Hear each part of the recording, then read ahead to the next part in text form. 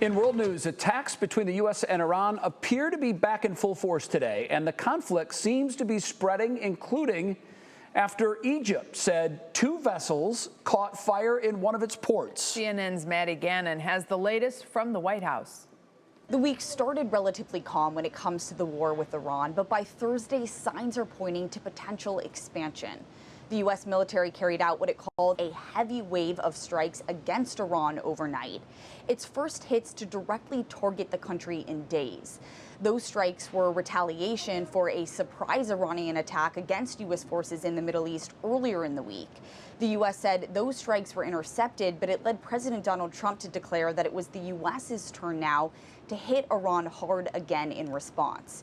As the fighting between the U.S. and Iran appears to be gaining steam again, more countries seem to be getting pulled into this fight.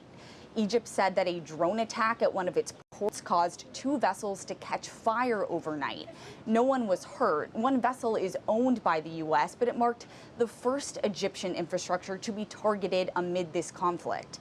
And it comes after we saw Saudi Arabia get pulled further into the fighting earlier this week when it joined with the U.S. to launch attacks against Iranian-aligned groups in Iraq. Trump and Vice President J.D. Vance met with the Saudi Arabian defense minister in Washington on Wednesday in the aftermath of all of this.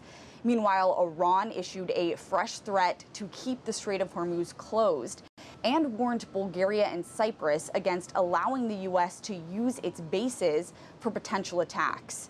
At the White House, I'm Maddie Gannon.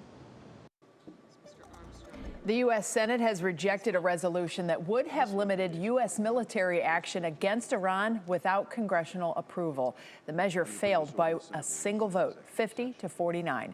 It would have required the president to end military hostilities with Iran unless Congress declared war or authorized the use of force.